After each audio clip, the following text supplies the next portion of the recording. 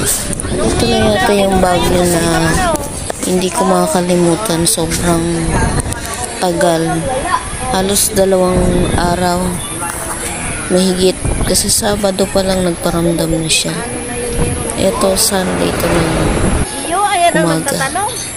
Sobrang lakas ng hangin, guys. Pero, ang maganda lang, kaya walang gaanong nasira. Kasi, yung hangin na sa taas. Kaya yung tori ang sobrang umuugong. Tapos sa mga bundok, doon maraming nasirang mga saging, puno. Pero awan naman ng Diyos dito sa amin sa baba.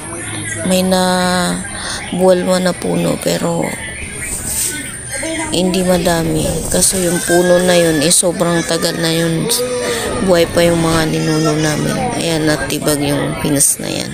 Sobrang lakas. Pasumpong-sumpong lang yung hangin sa baba. Bumibuelo lang siya.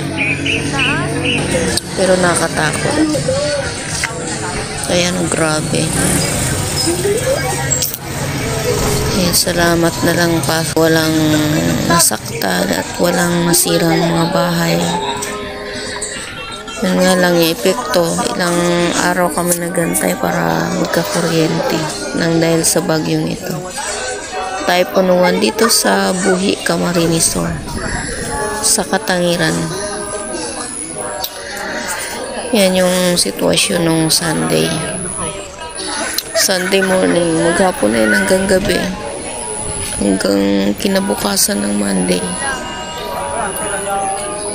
Meron pa rin.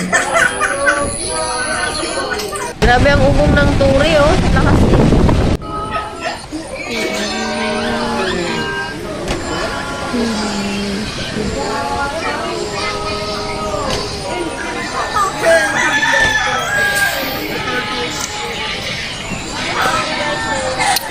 Ayan, oh. Yung bubong dun, oh. Muntik-muntik ka ng ilipad.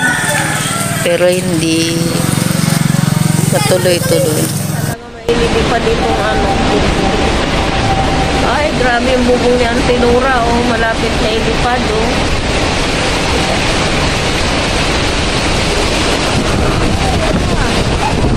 Grabe.